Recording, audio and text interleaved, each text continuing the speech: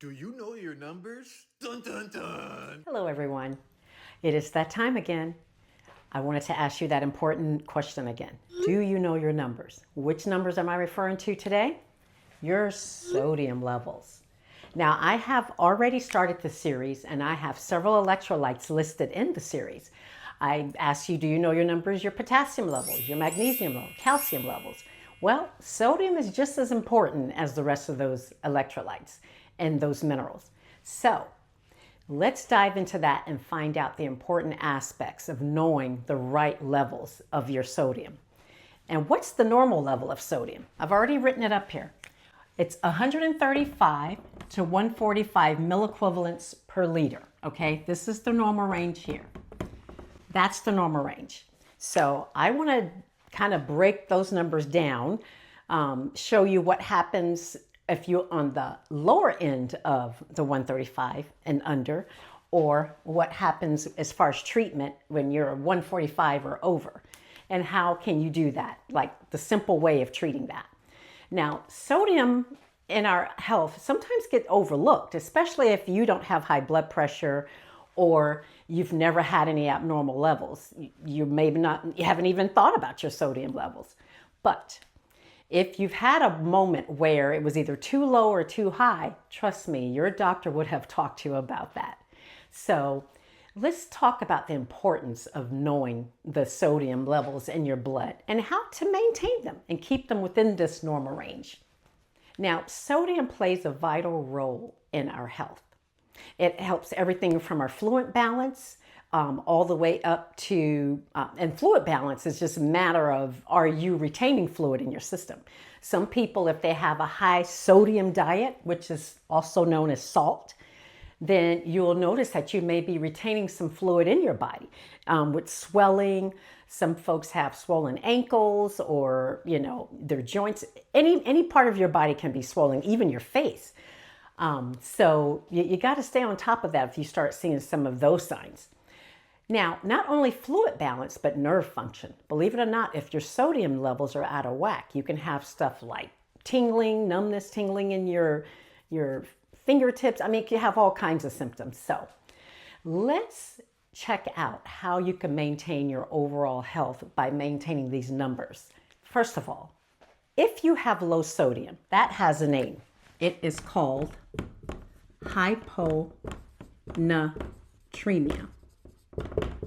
Okay, remember in our other videos when I broke down the hypercalcemia, hypermagnesemia, hypomagnesemia, hypokalemia, the low potassium? Well, this is the same instance. The hypo stands for low or below.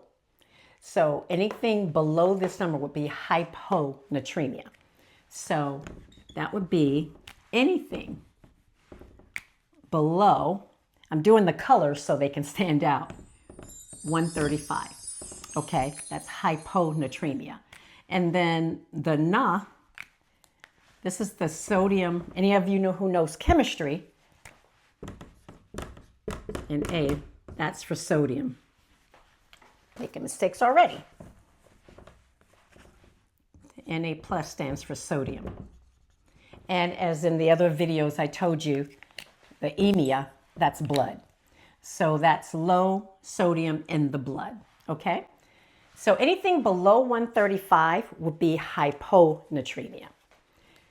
Now, when you have hyponatremia, you can have anything from headaches, God forbid if it gets really bad, you can have seizures and even go into a coma. So you want to keep an eye on that, on those sodium levels. Now, what can cause that if you're drinking too much fluid? Now, I can share a story with you. That actually happened to me. I went to the doctor and there was one time my sodium level was, I think it was like 132. It was 132. It was in the low 130s. I think it was like 132, 133. And my doctor said, you got to keep an eye on that. I don't know why your sodium levels are low. At the time, I was going to the gym heavily, but I was drinking my electrolytes. I was drinking a lot of water. When I say I was throwing back a lot of water, I was drinking a lot of water. So he said, how much water are you drinking? I said, a lot. And I showed him one of the containers that I had and how I would go through like a couple of those containers. I think it was like a 64-ounce container. And he goes, wow, you're drinking a lot of water. You're drinking so much water that you're diluting your blood to where you're affecting your sodium levels. And that's what's causing your sodium to drop. He goes, well, what about cooking? Do you add any salt or anything to your? I said, no, I don't like salt. I don't really add a lot of sodium. And I do like Mrs. Dash, stuff like that. And I said, there's stuff I use like peppers and, stuff that spices up the food to make you think you have salt, but it's not. It's just spicy. And he goes, yeah, well, you might want to add either a dash of salt here and there or eat a bag of chips. He actually was telling me to eat some potato chips. And I said, well, I'm not really a fan of chips unless I'm like really in the mood for them. I'll add maybe some popcorn, because I like popcorn. So he says, yeah, do that. And maybe we can see the sodium levels come up. He said, I don't want to tell you to stop drinking the water, but just add a little bit more sodium. So that's what I did. I had more popcorn, I guess, and maybe a couple of bags of Cheetos, the crunchy Cheetos. So the next time I went back, the sodium level had self-corrected because of just doing those little tweakings. So if you have that problem where you have low sodium, something as simple as just increasing your sodium intake a little bit, or adding sodium-rich foods like pickles, if you like pickles. I don't like pickles, but if you like pickles, add pickles. They're high in sodium. Olives, broth, believe it or not, naturally flavored broth, especially if they're canned foods. Canned foods have a lot of sodium in them because they want to preserve the foods, I don't do canned foods, but if you do, that is one way to guarantee an increase in your sodium. Salted peanuts. A lot of us, I love cashews. I'll buy some cashews, and a lot of times I buy them unsalted.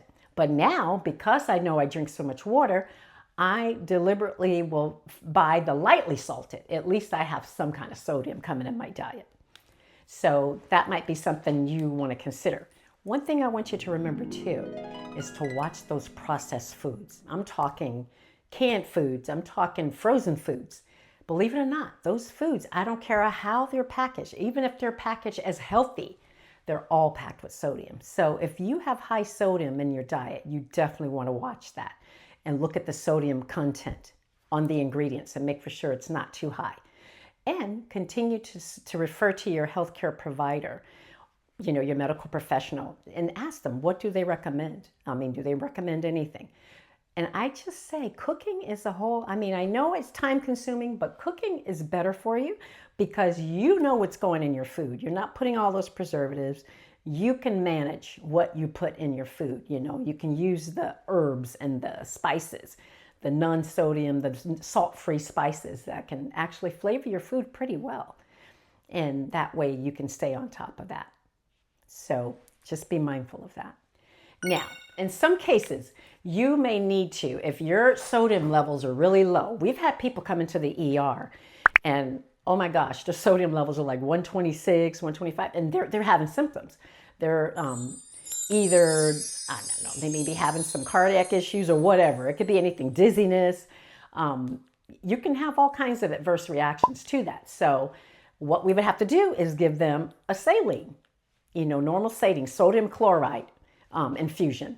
And it's just regular normal saline. Now, if it's severely low, then they would probably have to get like a 3% saline infusion. But normally in the ER, we can give like a liter of normal saline, maybe a couple of liters, depending on how severe those numbers are. And then that will help correct the sodium levels. And also, if your sodium levels are low, your doctor will probably tell you to limit your fluid intake, especially if you're not exercising. He won't be so concerned that you're drinking too. Like if you are exercising and you're sweating a lot, they may not limit that. That's why my doctor didn't limit me. He said, well, keep drinking your water, but you might want to add a little salt here and there because he knew I was working out heavily in the gym at the time. Now, reducing the fluid will actually help raise the sodium levels because you're not diluting the blood. So if he's telling you to reduce it for a reason, especially if you have other conditions like congestive heart failure, if you have heart failure, you're going to have to limit that fluid intake anyway because you're going to be retaining too much of that fluid, which will affect everything. You'll just retain it and it'll cause other issues like swelling, inflammation, everything, and too much fluid around your heart, and which could eventually, go into your lungs, which will affect your breathing, causing shortness of breath. So you want to stay on top of that. Now, let's shift our focus to hypernatremia. Let's just erase here so we can save some time. Just gonna erase this. Excuse my messiness and excuse my back. Hypernatremia, which is anything that will be greater than 145. Above 145. Hypernatremia. And like in other videos, hyper is high or above. So anything that's above 145 milliequivalents per liter, that is hypernatremia. Now, we don't want our sodium levels to be too high either, so you got to stay on top of that. What can cause hypernatremia? Well, not drinking enough fluid.